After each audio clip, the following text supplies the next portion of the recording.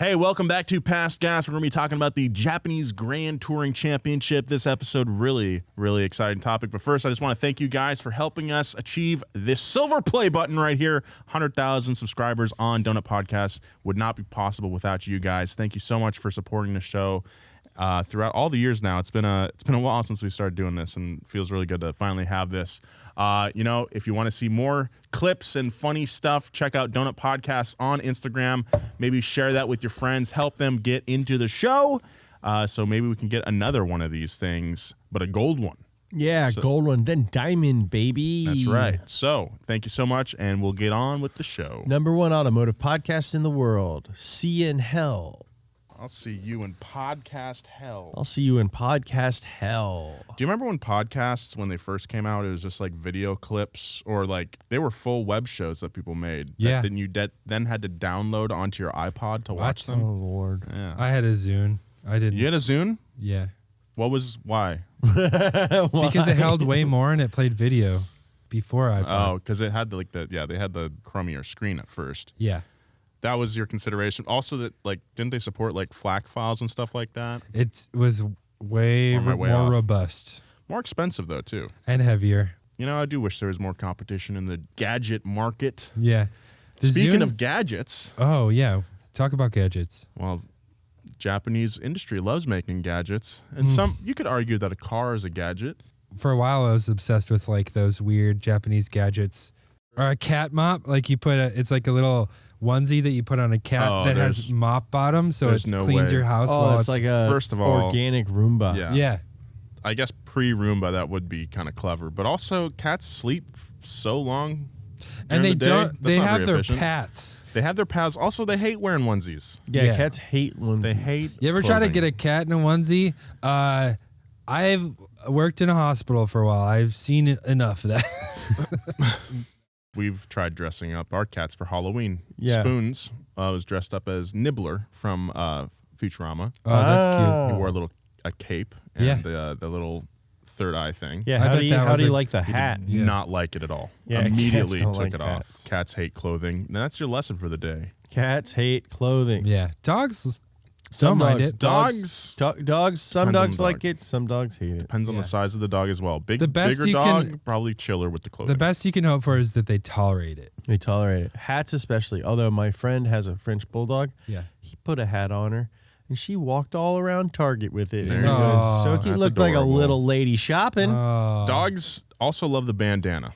Dogs love I bandanas. love a dog in a bandana. It's Mostly like, because they can't take it off. it's hard for them to take it off. But it also feels like their collar too, so it's probably not as intrusive as other clothing. And they're all sloppy. They're like, I don't want to get my chest fur wet when I drink water. Yeah, they really make a mess with that tongue. All right, let's get into it.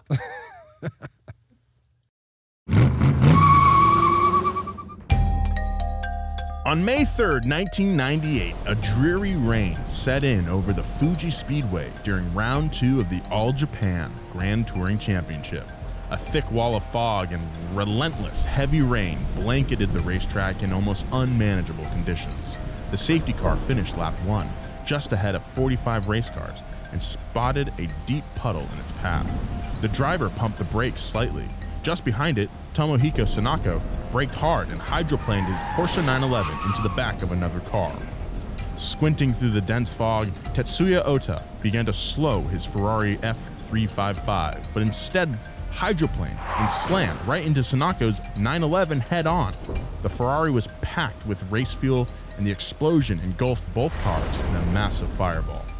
As the car continued to smolder with Oda trapped inside, Shinichi Yamaji steered around the debris and slid his RX-7 to a stop next to the burning Ferrari. Yamaji tore open the thin door of the wrecked supercar and pulled Oda's burning but still breathing body from the wreckage. It was one of the worst wrecks in racing history, and somehow everyone survived. How did racing in Japan go from boring to worldwide phenomenon? How did punishing drivers that won lead to better racing? And how did a 1997 Chevy Cavalier wind up in the middle of a Japanese race?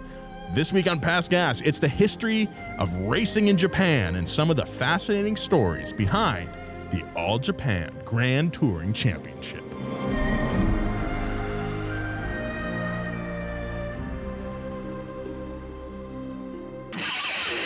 Past Gas Podcast. It's about cars, it's not about forts.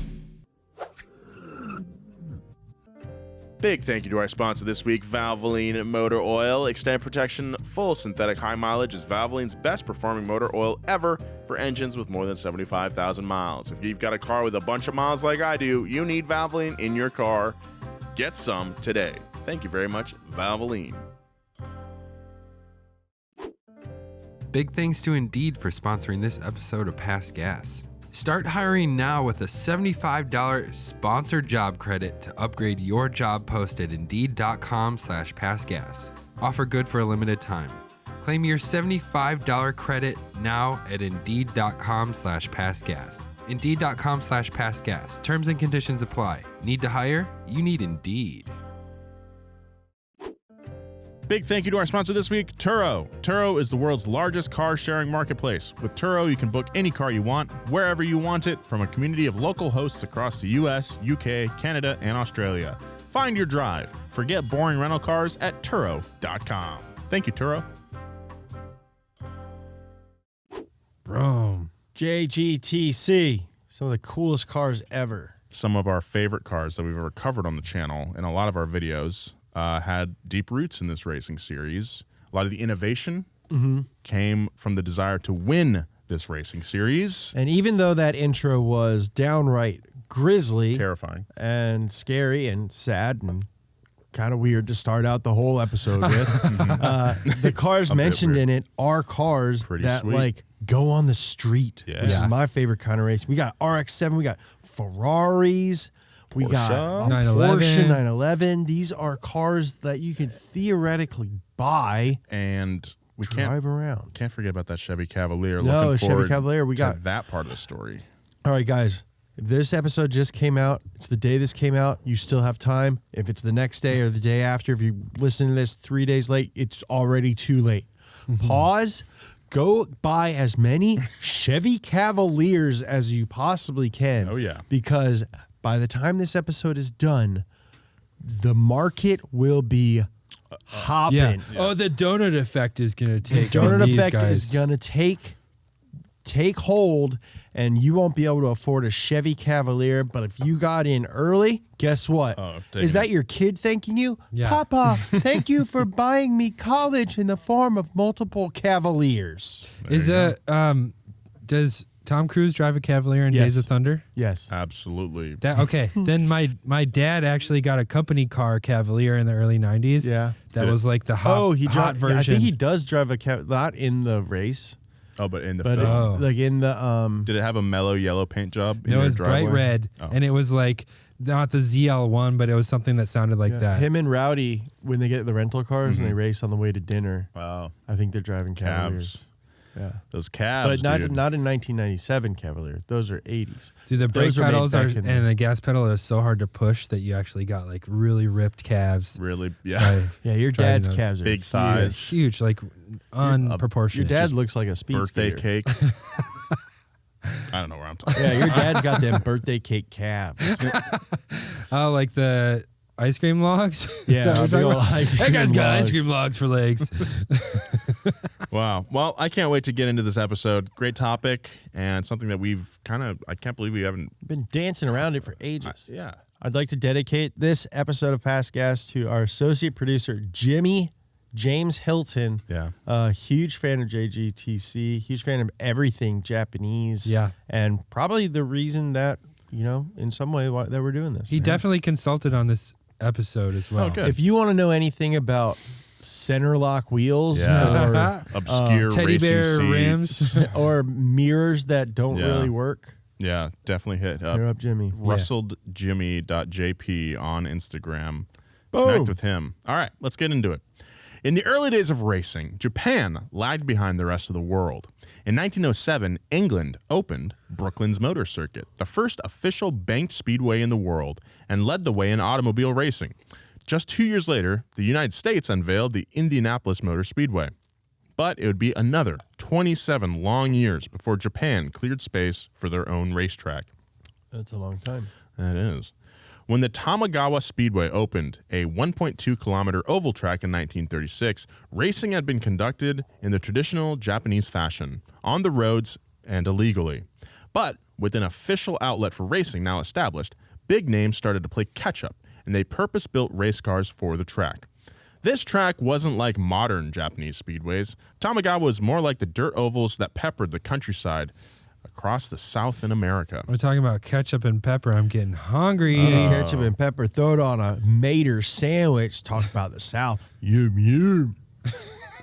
During the inaugural race at Tamagawa, a little-known 29-year-old gearhead named Soichiro Honda drove a turboed Ford and set the track record of 120 kilometers per hour. Turboed car back then? I guess so. That's It's gnarly. like in the 30s? Odd. Just before he flipped the car 3 times and lost the use of an eye. What a day. Ups and downs and rounds and rounds.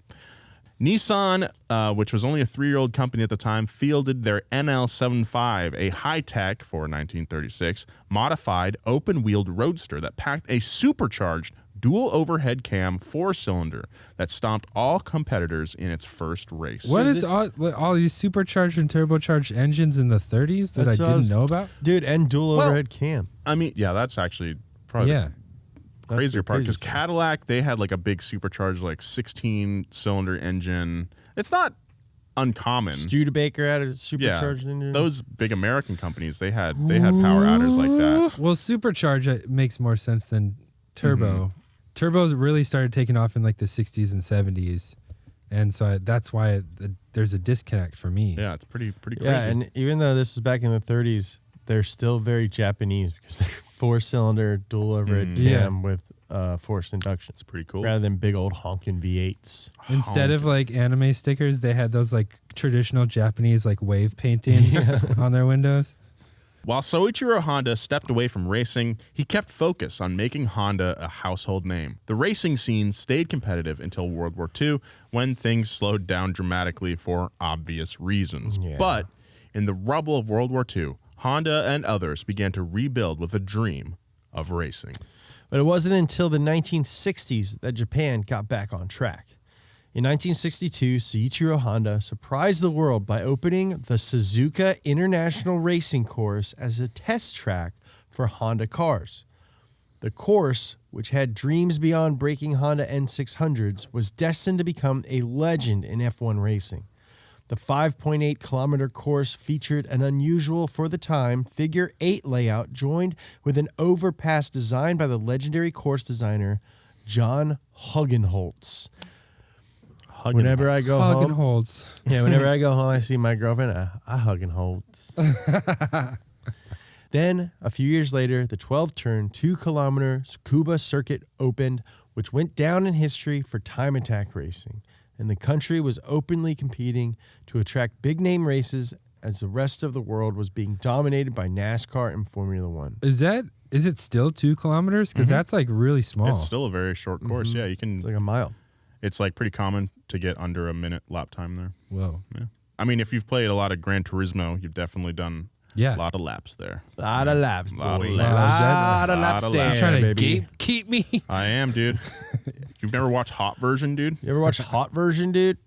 While Richard Petty was winning titles at the Daytona 500, Japan was hosting fairly uneventful but very competitive races filled with Volkswagen Beetles and tiny Datsun 210s. The bravado of the snarling American race cars that were willing to exchange paint and push each other into walls attracted the eyes of journalists who wanted to cover every move of the racing showmanship. So when NASCAR banned Mopar's Hemi motors, it created a media superstorm and attracted millions of new fans with big controversy. I didn't know that they got banned. Well, that's the aero cars, the pointy ones, the Superbirds, the Daytonas. Yeah. It wasn't just the Hemi that got banned. No, but I mean those were the cars that were winning, Yeah. and then that you could only run that with like a 305 cubic inch V8. So they got nerfed big time at the request of Ford. Just like frickin' Boombox guy in Overwatch. Yeah. At the same time in the UK, Sterling Moss had gone from lightning fast racer to playboy extraordinaire and brought racing even further into the mainstream. His larger-than-life persona and entertaining stories as a color commentator for ABC's Wide World of Sports turned race car drivers into household names. But back in the land of the rising sun, it was more about cars than drivers. WWE-style grudge matches didn't play well amongst Japanese viewers like it did in the States, but seeing everyday cars pushing the limits caught the attention of fans. As the 1970s melted into the 80s and NASCAR dominated the United States and Le Mans stirred Europe into a frenzy, Japan took another shot at building their own racing league. The Japanese Automobile Federation decided to get crazy with racing. The company, founded in 1963, had started as Japan's version of AAA. But they slowly took interest in track racing and started laying down the rules. As the JAF watched average speeds climb into the triple digits, they decided they wanted a piece of the action that was so popular in the rest of the world. I just imagine like AAA tow truck drivers like racing, towing cars behind them. And maybe like they have teams, and to make a pass, one of them like puts their ramp down and the other truck jumps off. Yeah. Oh, that's fun. And they have to put the little triangle thing on the... And they do pit stops at speed on There the you back go. of another truck. That's sick. So, the All Japan Endurance Championship was born in 1983. It was designed for Group C and IMSA prototype style cars. These are the one-off custom-built race cars that were limited to a minimum weight of 800 kilograms and could only carry 100 liters of fuel. They also limited fuel flow to put a limit on engine output. This racing series abandoned the idea of attainable daily driven sports cars. Instead, they went full-bore mad scientist and developed cars like the Porsche 962C, which was a sleek rocket of a car packing a 3-liter twin-turbo flat six that made close to 700 horses and could reach speeds of over 215 miles per hour. All I got to say is, wowie. Yeah, wowie Yeah. indeed. All I gotta say is I concur. Wowie. Japan hoped that unleashing the beasts constrained by other races would be a winning formula, but fans didn't feel the same way. Turnout was underwhelming, and the cost to build these custom racing monsters was astronomical and couldn't be justified by executives. In reality, the race turned into a decade-long grudge match between slightly different custom-built Porsche models and tweaked Nissans. The JAF tried to get back to their roots by tweaking the rules once again and relaunching the Japanese Touring Car Championship in 1985. Companies were sick of dumping their cash into prototypes, and fans were bored with watching teams driving Porsches dominating races with their unlimited budgets and German engineerings. So, Group A production cars were relaunched. The cars in Group A are based directly on their production counterparts, with heavy limits placed on things like power, weight, and aerodynamics. These restrictions not only kept costs way down for manufacturers, they make it so any regular Joe can walk into a dealership and walk out with their very own race car, kind of. Two of the most famous Group A cars. These are very cool looking cars. You got Mercedes 190E. You also got E30 M3s. And if you have any Group A E30 parts, especially mirrors, email us at passgas@donutmedia.com. I will buy them from you. I have an E30 BMW. And I love race car stuff. So passgas@donutmedia.com. I will buy Group A stuff for you. All right. Especially mirrors, the ones with the holes in them. Let's move past this shopping section. Does Evolution, is that tied to Group A or Rally in any I think usually when you see Evolution on a race car, it means it's like the second version of that car. Like the 190E Evo? Yeah.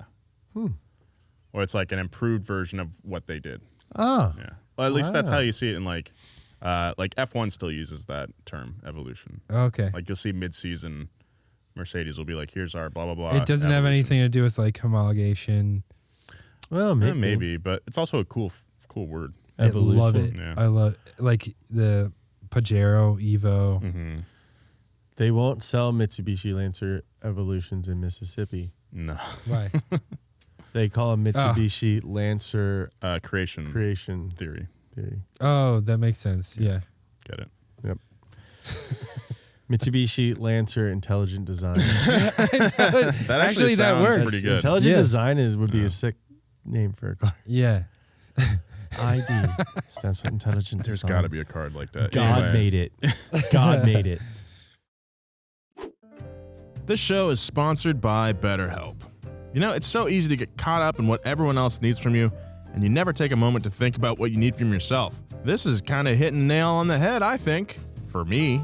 Luckily, therapy can give you the tools to find more balance in your life so you can keep supporting the people that need support without leaving yourself behind.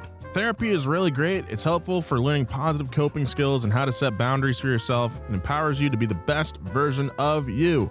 It isn't just for those who've experienced major trauma. Therapy is extremely beneficial. If you're thinking about starting therapy, give BetterHelp a try. It's entirely online and designed to be convenient, flexible, and suited to your schedule. I think therapy is a really, really great thing. It empowers you to be the best version of you, and BetterHelp can get you there. Find more balance with BetterHelp. Visit betterhelp.com/pastgas today to get 10% off your first month. That's BetterHelp, HELP.com/pastgas. Thank you very much, BetterHelp.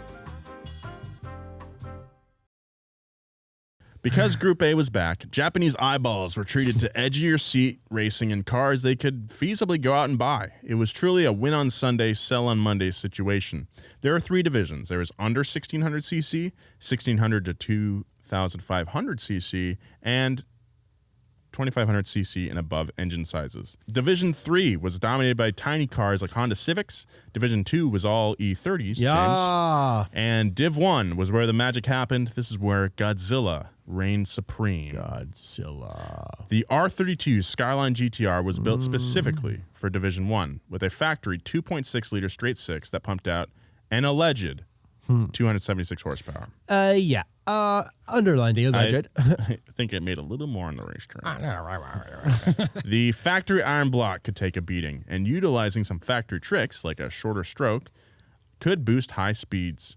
And improved throttle bodies helped with throttle responsiveness. And that's what made this all-wheel drive monster into a legend. What I learned from Jerry is that a shorter stroke means you can rev higher and get to higher speeds. A longer stroke, which is like what diesel engines use, gives you a lot more torque. Yeah, more twisting force. Yeah. The new Intelligent Lancer design. Intelligent design with twisting force technology. The GTR absolutely destroyed the competition. Division 1 turned into a GTR parade as Nissan racked up wins for all 29 races from 1990 to 1993. Just say, because this is one of the most amazing statistics in all of sports, let alone motorsport. Yeah. How many of the 29 races from 1990 to 1993 did the GTR win? All of them. All of them. All of them. All of them. I'll take all of them for 600, Alex. All of them. Every single one of them. They didn't lose once. Those guys had a good weekend every time. Yeah. Hey, you want to go win at the track this weekend? Yeah. Sorry, I can't go to your soccer game, Bill. I got to go win at the track. I understand, Dad. Why'd you name me a grown-up name? Because I win every race. My son is even a man. One specific GTR, the Calsonic GTR, featuring a 650 horsepower RB26 DETT, stands for twin turbo, driven by Kazuyoshi Hoshino and Satoshi Motoyama, won more than half of those 29 races.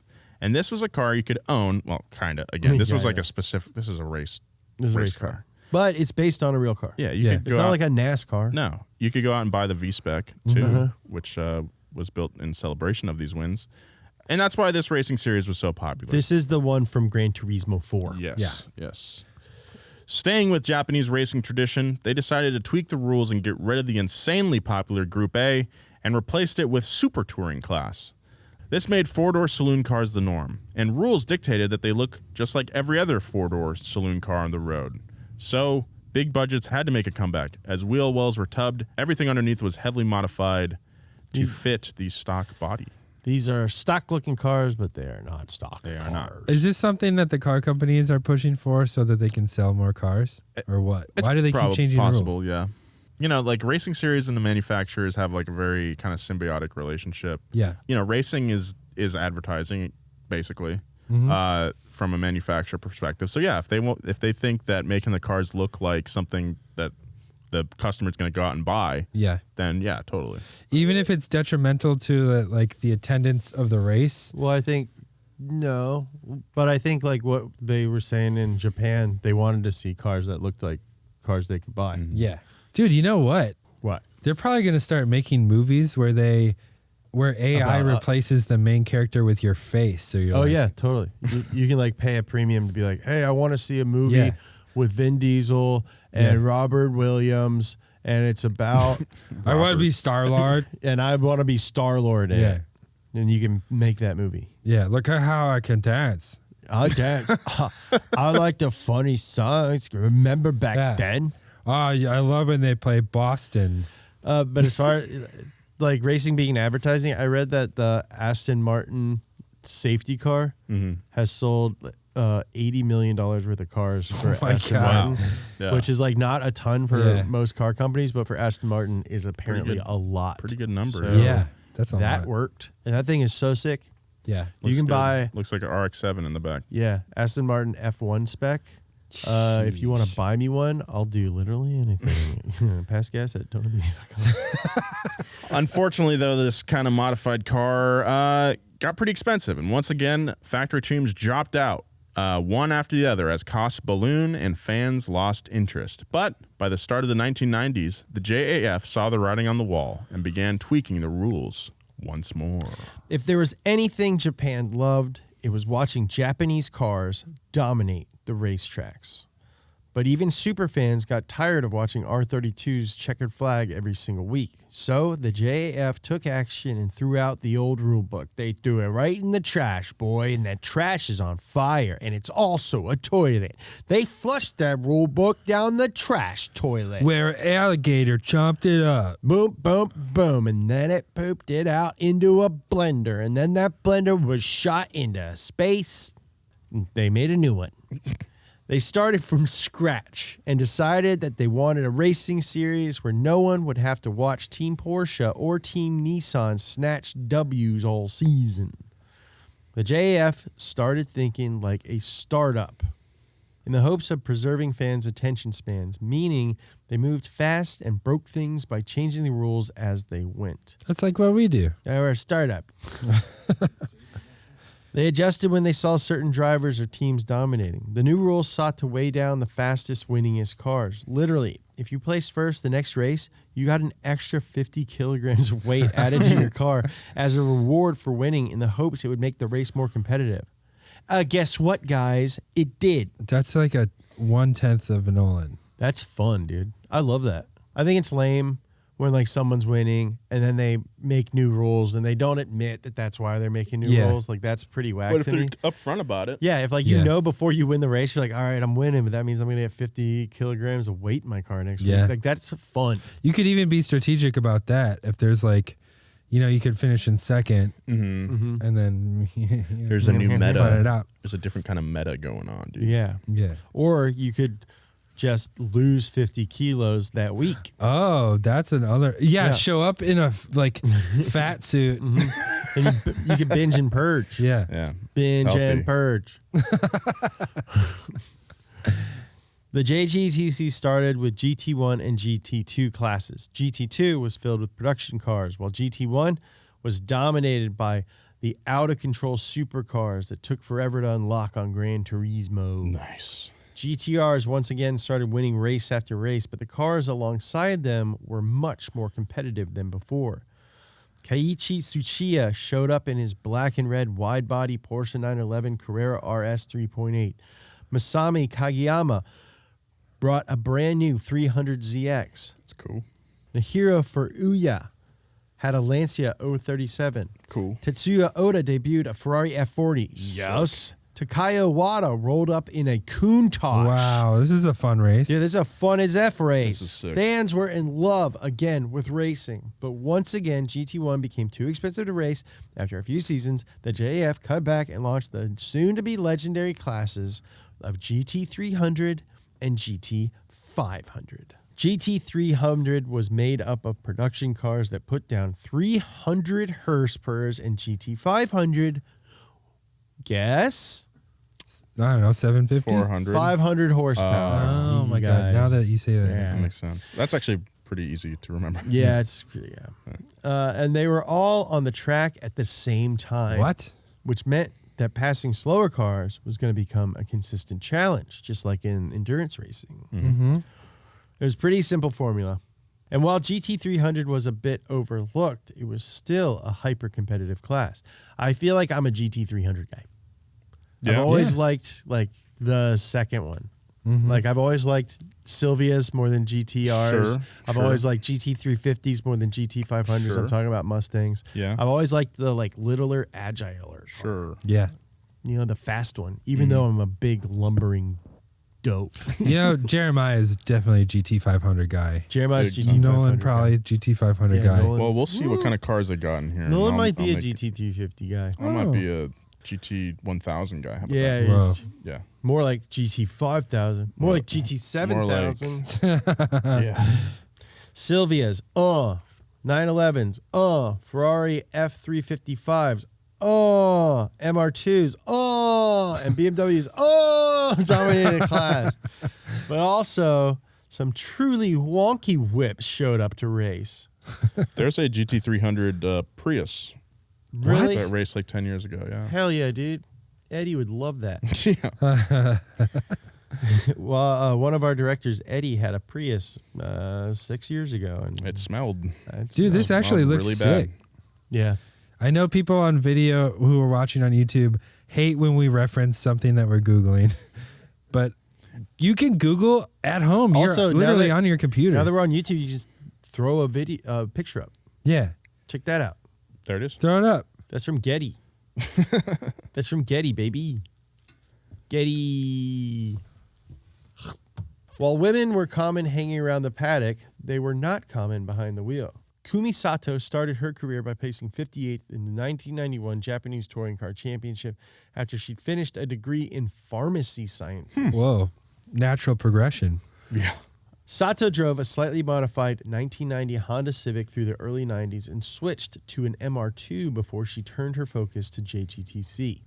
Today, Sato is known for whipping a GT86 around rally courses, but back in 1997, she showed up to the JGTC in a Chevy Cavalier. I hope you guys bought yours.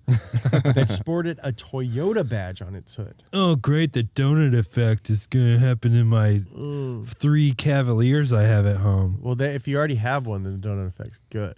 But if Oh, you've yeah, always that's wanted true. one, you're just out of luck, buddy. That's why I told him to pause. The Toyota Cavalier was still front-wheel drive, but the team ripped out the 100-ish horsepower 2-liter 4-cylinder motor and dropped in the 3S GTE turbo 4-cylinder that was often found shoving around MR2s.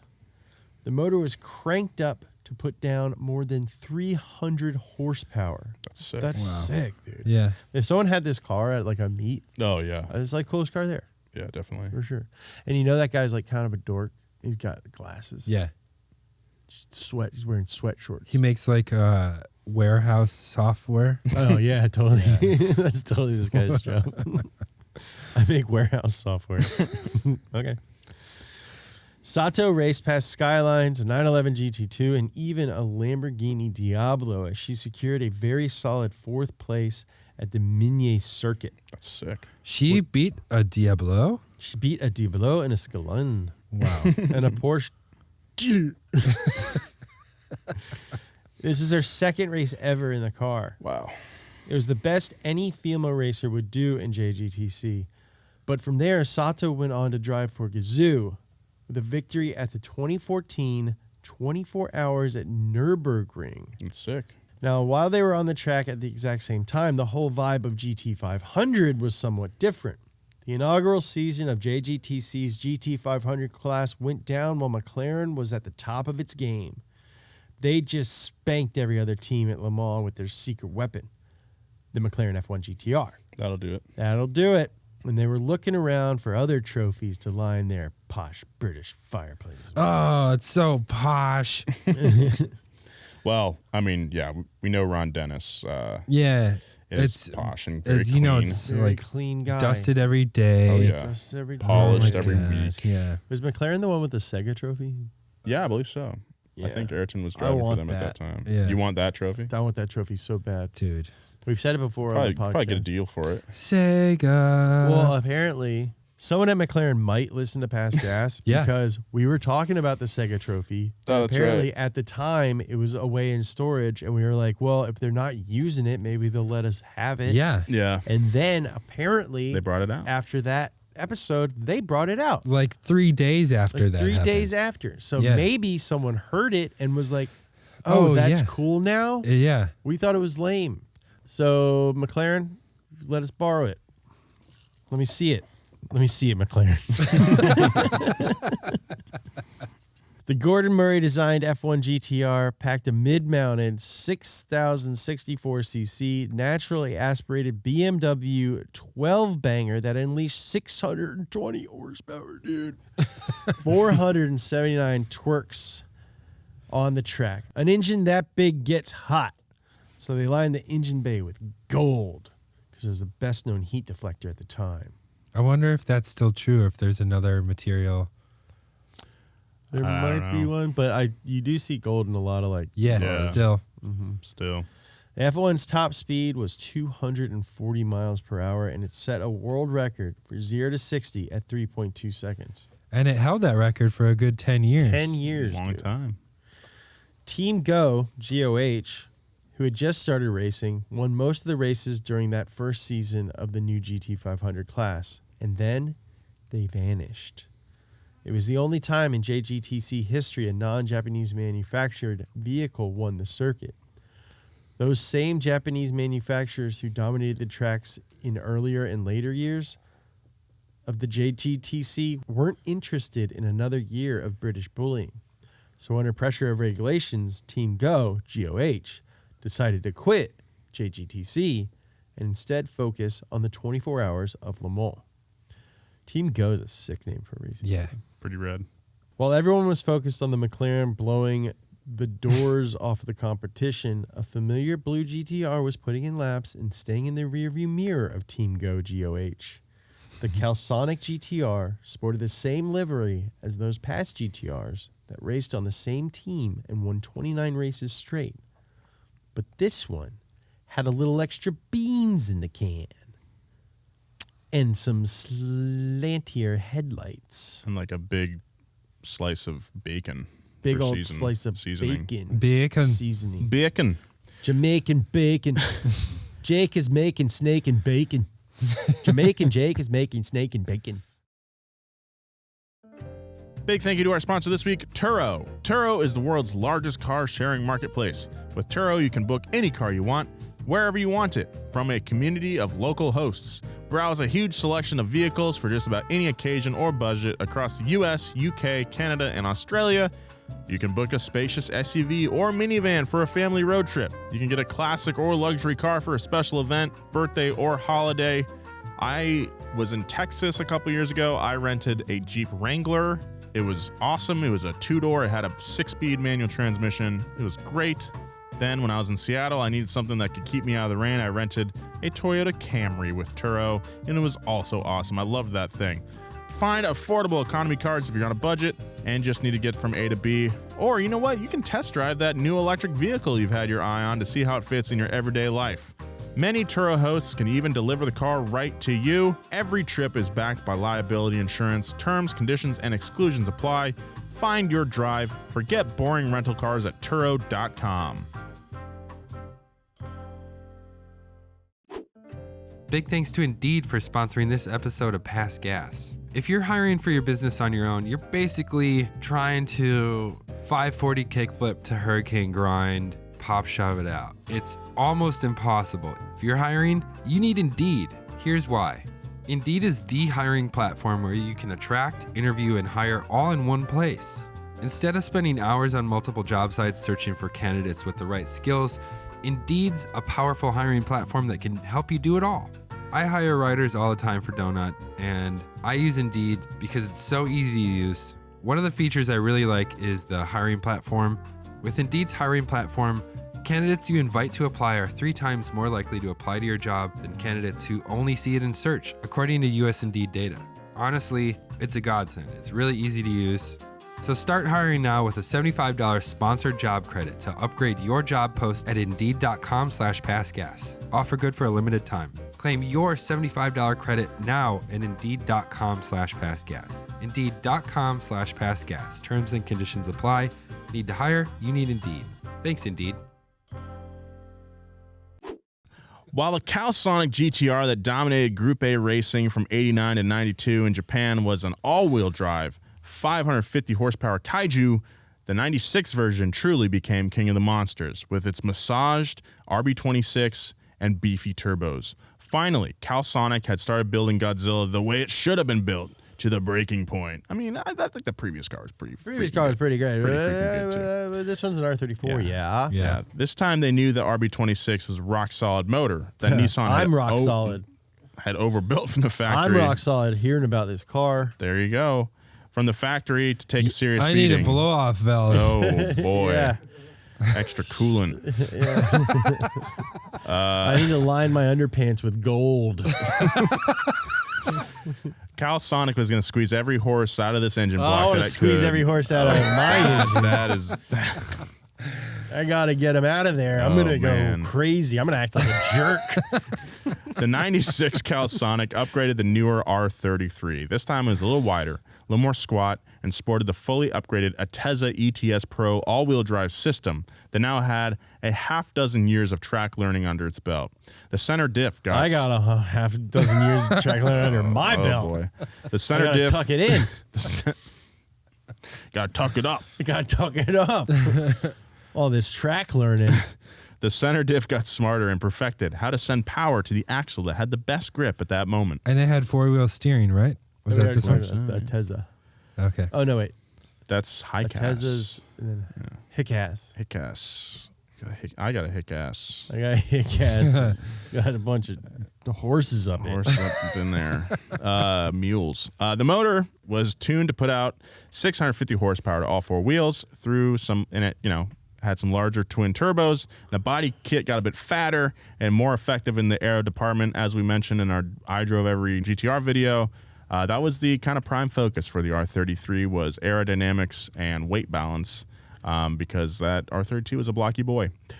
Weight got shaved off below 2,500 pounds, and while the amazing R33 didn't win every race like the old days, it retained its legendary status and became a #1 video game and model car choice for decades to come. Yes, it did. Yes, it did.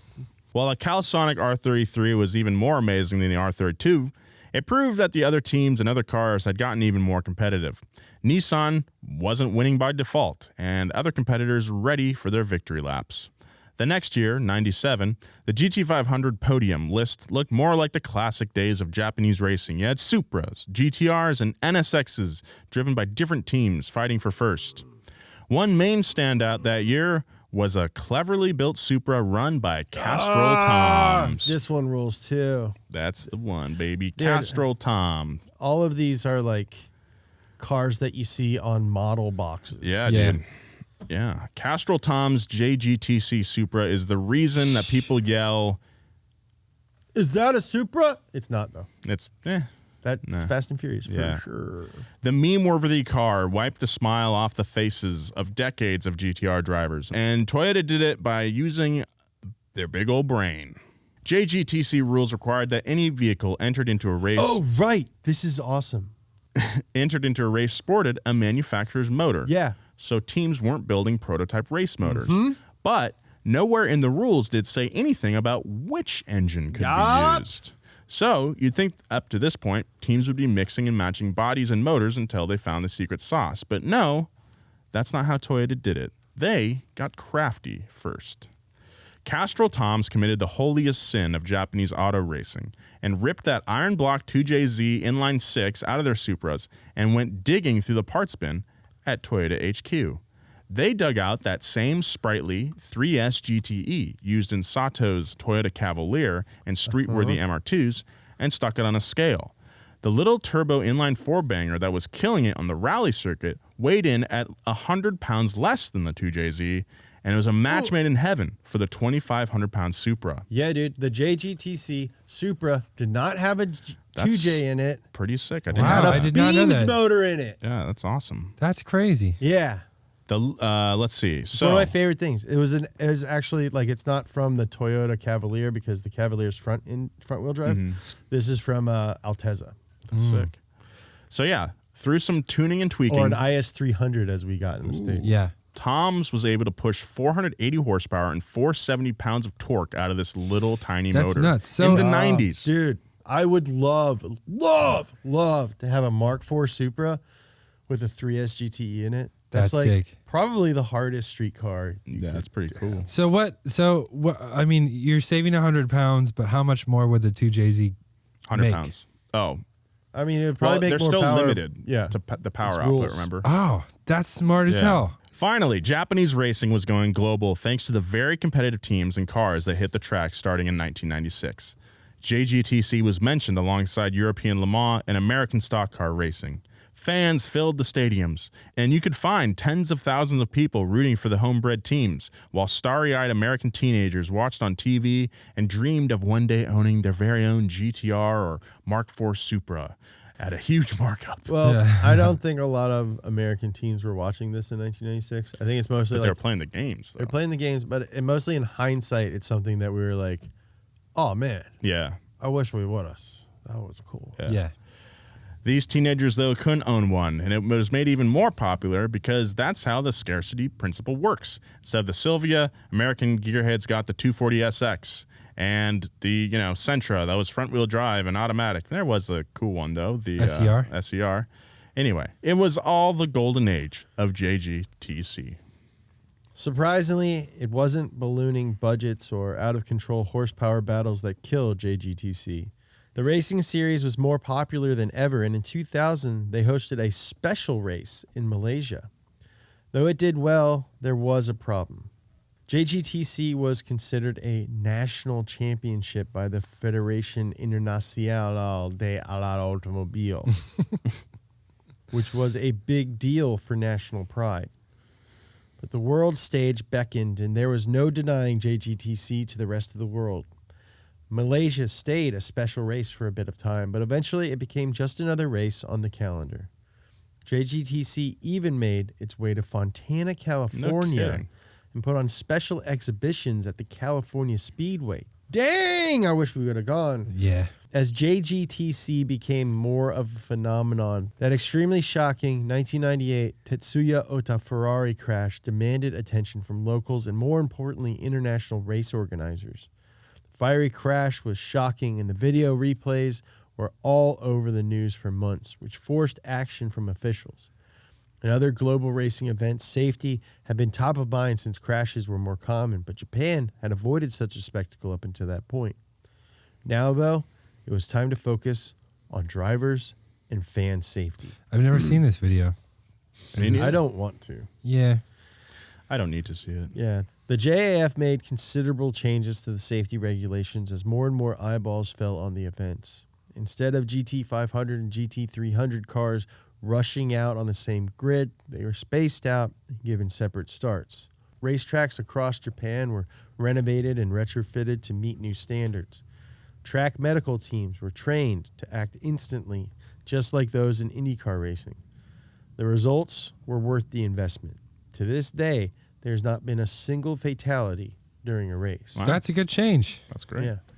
By 2004, the Fédération Internationale de l'Automobile had enough and said, "Il n'est plus." Il n'est plus. Because now JGTC was now racing all over the world with millions of fans. The Japanese Automotive Federation had to hand over control to the FIA. That's messed up. They also had to relinquish the title of national race in favor of international. Like, how do they have jurisdiction over so many countries? That's kind of I crazy. think they just use lawyers, Yeah. They're like the Disney of racing. pretty much. Like the FIFA of racing. Oh, yeah. FIFA. JGTC announced they'd now be called Super GT World Challenge, but the FIA again said, no way.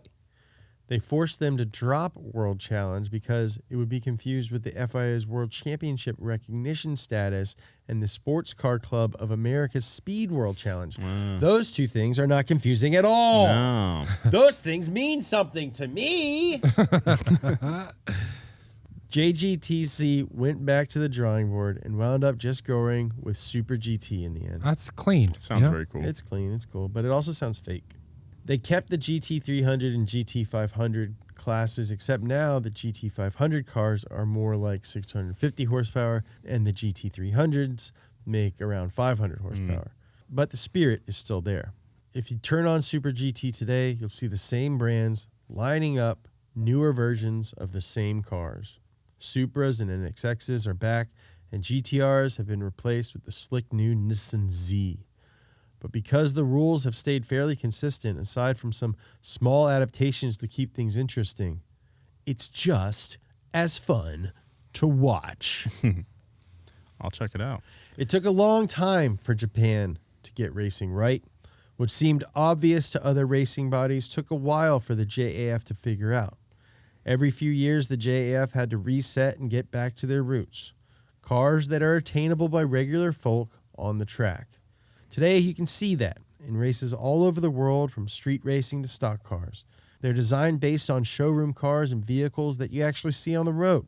Through savvy rule tweaking, the JAF was able to make race events that are still talked about every day, and more importantly, inspire people to build and drive their own cars in a way that's fun. That is fun. That is fun. fun. Cool. That's so fun. It's a good story. I should definitely check out some clips from that. They probably, post highlights or whatever. Dude, just seeing these cars is making me want to play like Gran Turismo again. And Let's do it, dude. yeah, I think we should set up a little championship. Little championship? Like a donut championship. All right, we got some listener mail this week. Hey guys, John here from the East Bay. I was a bartender for almost 10 years, and I love the show, and I love what you guys do. I was just re-listening to the James Bond episode where James said that all martinis are shaken. Just so you guys know, all martinis should be stirred unless requested by the customer. When you shake a martini, it waters down the liquor by melting the ice, and most drinkers don't want watered down vodka or gin. Love you guys, and keep it juiced. Jonathan. Thank you so much, Jonathan. I did not know that. And you learn stuff every day. I think martinis should be watered down just a little bit. Yeah. Because they're very strong, especially if you get them dirty. You want a little ice melting into that olive juice. Yeah, it's part of the thing. It's part of the thing, Jonathan. But I am totally wrong. You totally are stirring. You should stir them. All right. So thank you so much for That was a adding long to that. time ago. God, get over it. I don't even drink anymore. Also, East Bay, I love your shoes. East Send Bay, me a I catalog. love the shoes. Send me a catalog, and also CCS and Delia's. All right, if you want to Don't follow, even mention that. If you just put it into the ether, CCS will send you catalogs for the rest of your life. That's true.